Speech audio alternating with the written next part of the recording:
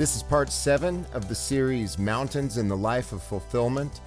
And we are taking the kingdom to a practical level, which you don't see a whole lot in the fulfilled kingdom movement, because there is so much focus on these weird little AD 70 items like the beast and who the false prophet is, and 616 versus 666. And I think people get so caught up in those little tidbits, those little morsels, that they forget that the whole foundation of biblical Old Testament believing expectation was the arrival of the kingdom and God dwelling with his people.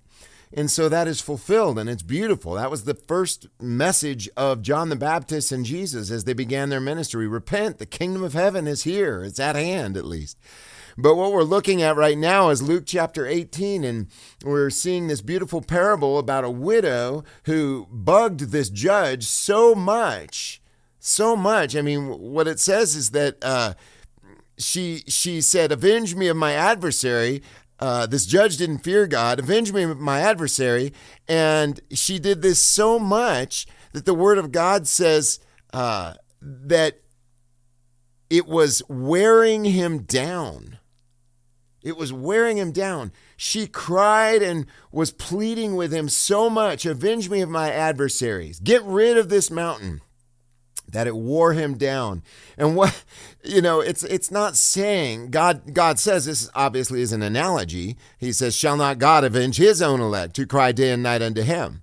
And of course, this is referring to the lost sheep of the house of Israel, primarily in that they were rejected by the self-righteous Pharisaic apostate Jews. And so is every Jew today who says that they are God's chosen people, who are trusting in the works of the flesh. They're apostate. They're not real Jews. The Bible says they're of the synagogue of Satan, and they don't even know that whether they're nationally related to Abraham or David. Okay, so that's just a false system altogether out there. But then you have those who knew that they were related to Abraham and David, Zionists, right?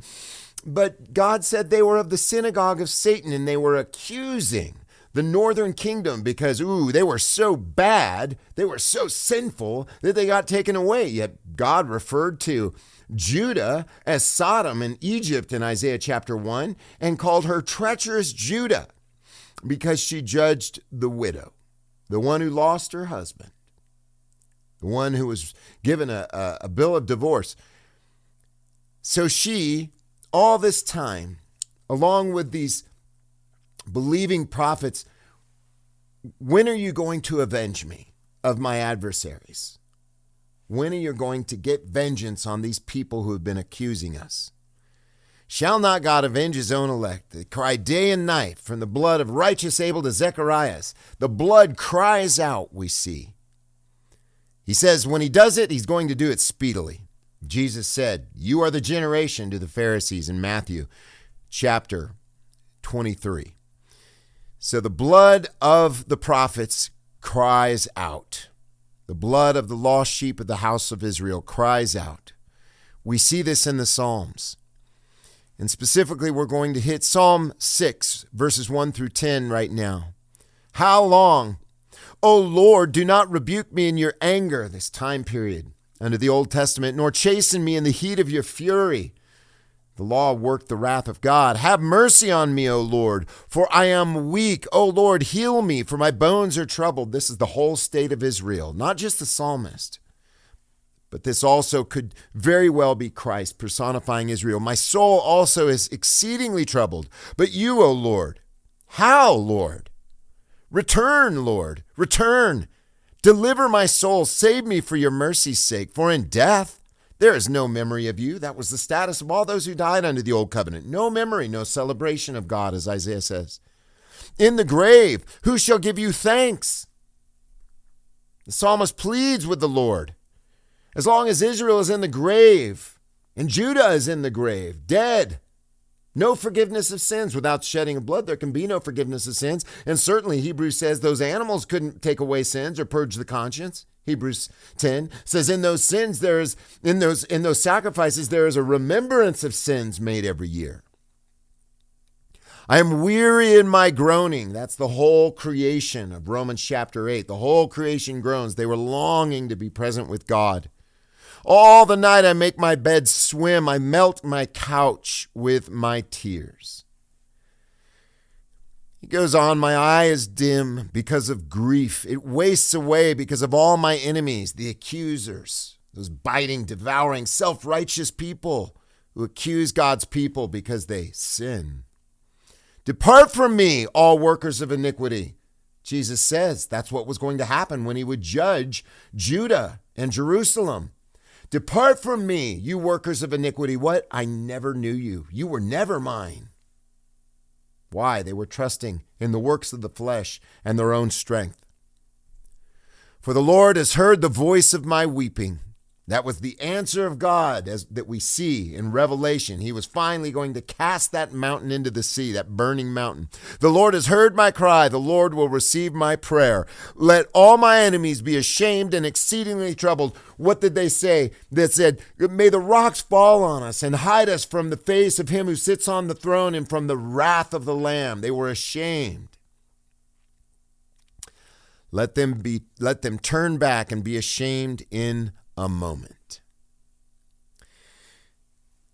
So that is exactly what was going on in the Old Testament. How long, O Lord? And this is the primary application of this for these secondary applications of our small mountains.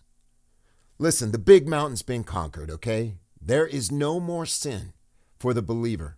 The Bible says there's sins in the new covenant. You read it. That's not just some weird, wacky idea. That's Hebrews chapter 8 and chapter 10. It says he says a new covenant, he's made that first one old. It's obsolete. It's vanished away. He says there in that new covenant, their sins and their iniquities I will remember no more. Much like Jeremiah chapter 3. The ark of the covenant, there will come a time when they will no more say the ark of the covenant, neither shall it come into mind. But there all nations shall flow to the Lord. What a blessing. Psalm 77.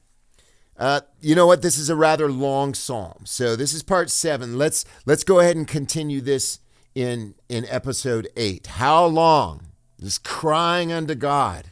How are we dealing with our own mountains? We need to be like that widow, right? Day and night, crying. She's wearing me down. Wear the Lord down. Wear him down with your pleading. We've got to. But there is a way that we approach our mountains when we wear the Lord down. There is a way. It's not just wearing him down with our pleading. Yes, we plead. But there's something else that accompanies it. This pleading.